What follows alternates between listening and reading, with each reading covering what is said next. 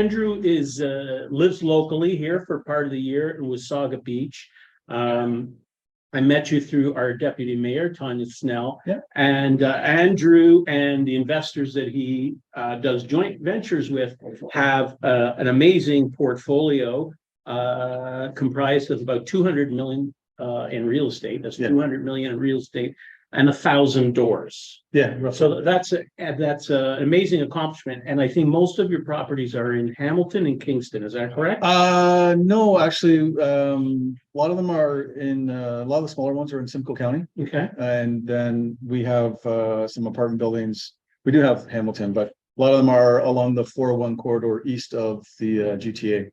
Okay, so how do you decide where to buy and what are you looking to buy? I mean, I know at one point you were doing small renovations, maybe adding a basement, and that's Yeah. evolved into multifamily. So what are some of your criteria? Okay, so actually what I used to do was I used to buy like a lot of single family homes in the Simcoe County area, and I would add basement apartments. And I did like 50 in 3 years, and that'll really kill you. That'll wear you out. Right. And so then I decided that I had some logistics problems with having so many small properties. So we transitioned to apartment buildings. But now basically what we do is we look to buy apartment buildings that would say be like 12 or more units. And we focus on under market rents, right? So along the 401 corridor.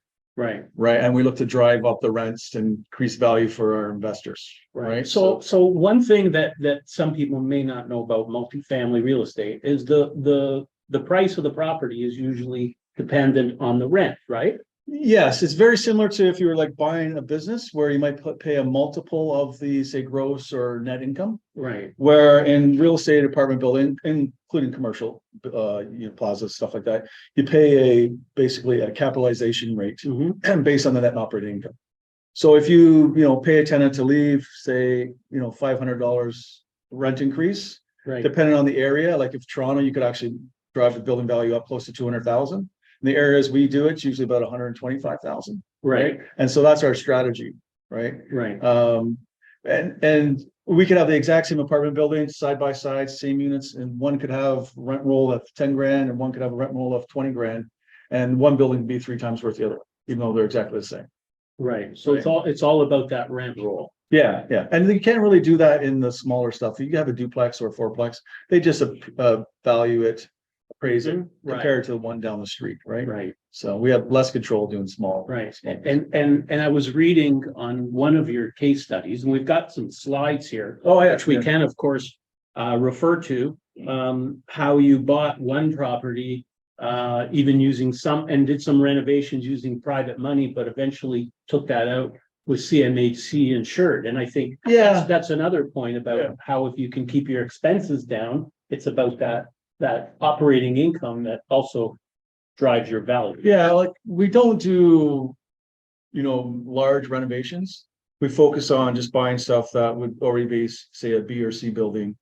And we just do minor renovations as units turnover, right? But what we do is we plan to do some turnover, and we then go back to the bank, pull all the money out, keep the apartment building, and hopefully, often we do get all the money back out, so we have infinite return going forward, right? Right. And so that's the great strategy, and that's the success that I'm allowed, allows me to offer great returns to private individuals. Right. And I think that when you take some of that equity out, you give that back to the investors. We get it all back. And So they usually just recycle it. So they get their capital back often within a few years. We try for 3 to 5 years, right? Just depending, if you have, say, a 40-unit apartment building, you don't necessarily want to take everybody out.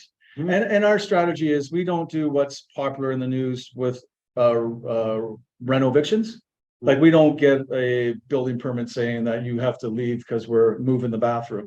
We go to people that are often good tenants and say, hey, you know what, your rent's really low. How about we give you $5, $10, $15, $20,000 to leave? Come to a mutual agreement. Right. So there's no disputes or anything like that. And so sometimes it takes time to work your way through those. Right. But that's why sometimes it takes 3 to 5 years to do that. Well, I mean, it sounds pretty exciting. I'm not on commission, right? And I can't endorse the product because I'm a dealing representative, and the product is not on my company's shelf. So that would be a conflict. But I'm familiar with the model, and it seems like you've got a very good thing going. So we've got a few slides if you wanted to I will, talk to. I will say, it's not exciting. Your real estate, no investment should be exciting. Right. There's no ups and downs with the stock market. There's no phone calls from tenants, stuff like that. Right. But no, basically what we do is we bought this building, I think it was August of 2021, right? 32 units. Okay. And Yeah, that's you know, right. this is how we kind of track our progress and stuff like that, right? And you know, when we bought it, the rent roll was like $33,000, right? So the building was worth a certain amount of money based on that. And now, so we're at 41,000, right? Mhm. So, you know, 12 months ago, we were at 39, then we had a small increase to 40, and now we're at 41. Well, you know, for every $100 per month, we increase the building value. That is a $25,000 value increase, Right. right? So imagine we've increased the building value by, the monthly rent by 8,000 per month. Mhm. What does that relate to and how much the building's gone up? That $2 million. A couple $1 million, $2 million right? increase in Right. value. So, So you bought a building for 5.2 Yeah. and you've increased the value by $2 million. Couple $1 million. And I know that we raised 1.5 million for this project, Right, right? So we haven't refinanced it yet, but we're getting close, right? right. And So the investors have practically doubled their money. on paper, yes, they've more than doubled their money, right? When you look at, say, not only the value increase, but you know, you're probably paying down $100,000 a year in Right. mortgage reduction. Right. Right. So do you guys know why I said that? They doubled their money. Because the building's $5.2 million, but down payment, cash was 1.5. You said 1.5? It was 1.5. That includes like down payment, land transfer. Okay, all so that they money put in aside for 1.5 renovations. million in cash. The value of the building goes up by $2 million, so you practically doubled your money because the delta, the other part is financing. Like basically, if you went to the bank today and let's say you got 75% loan to value, well, 75% of 2 million is 1.5, Mm-hmm. right? So we would then get the money back, and you know, I think we have 6 investors on this property. They would all retain their ownership, stuff like that. It's not like, you know, when you buy a stock and you want to cash out, you no longer own the stock, Right. right? But for us, you know, you return your money, you get your money returned, you're not actually out of the investment. Right. Right, and that's why we can get such great ROIs, return on investment for individuals over so many years, right? Right. Right. Are there any questions for Andrew? Yeah. Yes, Wendy. I mean, the rent is low Hmm. because they've been there for 20 years Yeah. to say, right? So the market rent's gone on, say, you know, tripled. You're gonna go sell that property.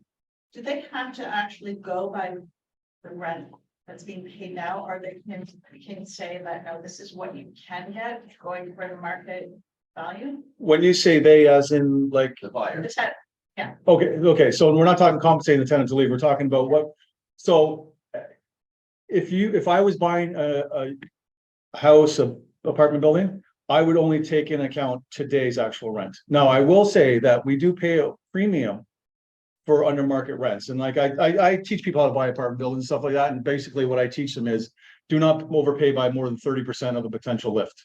So if I think I can make $1 million and the building's worth $1 million, I may pay up to 1.3 million.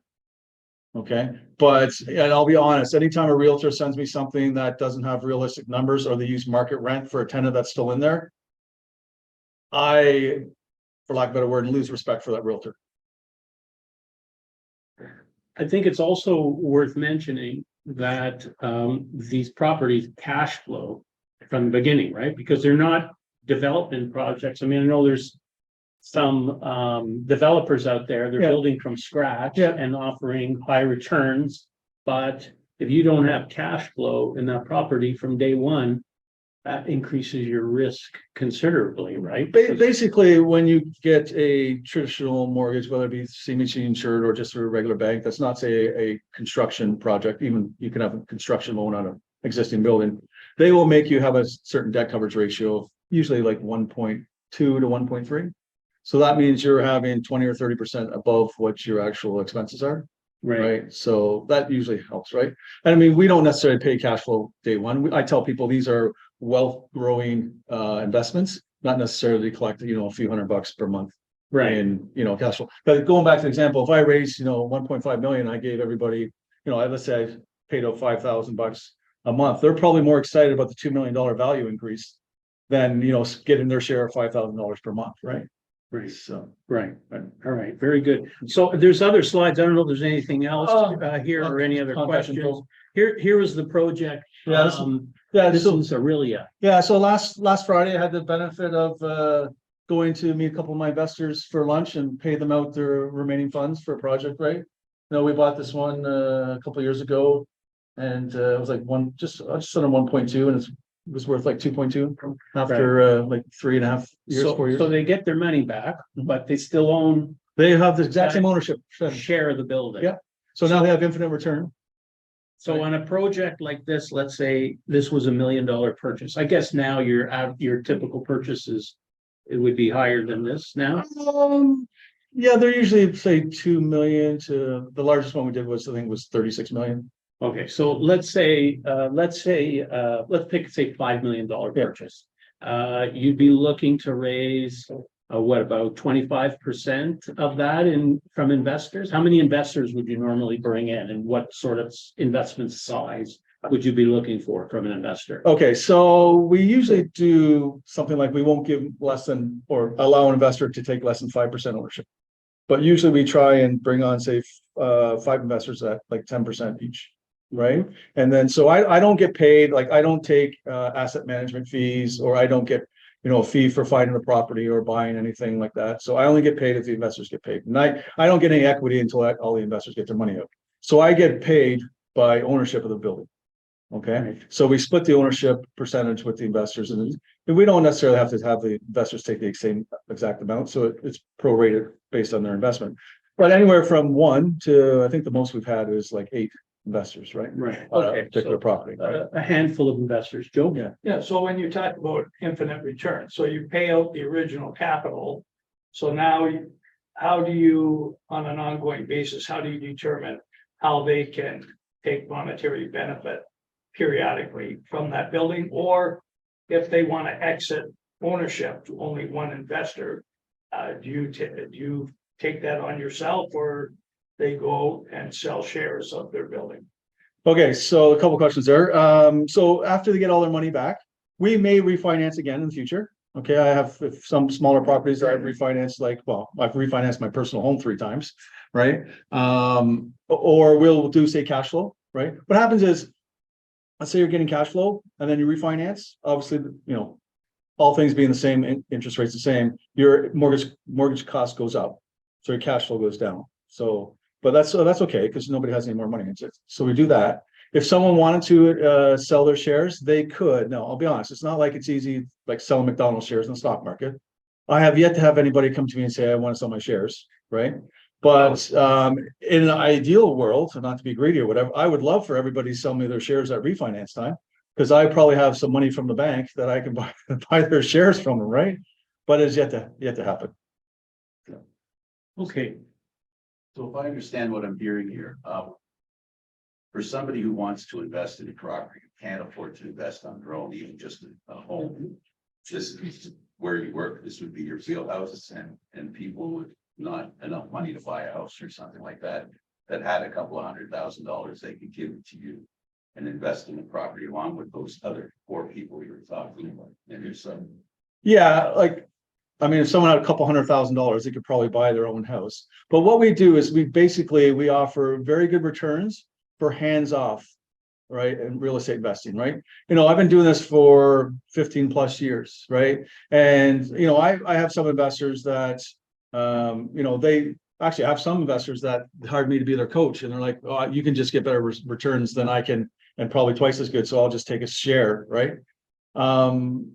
Most people, they, if you look on MLS for an apartment building, it's usually dogs, everybody's passed over, things like that. They don't have the ins and outs of how to get the best mortgage, right? So, sometimes people are shy away from, say, joint ownership, right? But for some people, it's a great fit, right? If they just want a peace of mind and, total hands off and not worry about it. Okay, last question, Graham, and then we need to move on. Okay, what is your, what would you say, your minimum investment is now, and can it be registered in, somehow registered? No, we don't do registered funds. We're not, like, we're not a REIT or a MIC, at least at this point, we haven't bothered. Usually the minimum is usually around 100,000, right? Just depends on the project. Like I said earlier, be 5%. So we occasionally, I think we did one, not too long ago. I think it was 91,000. That was probably the lowest in the last couple of years, right? Now we're doing one that's like 150,000, right? So. Okay, very good. Andrew, thanks. Thank you very so much. Yeah, Appreciate it. Yeah, very much appreciated. There's Andrew's contact information. I'm sure he's got some business cards, if you want to, pass up business cards or whatever.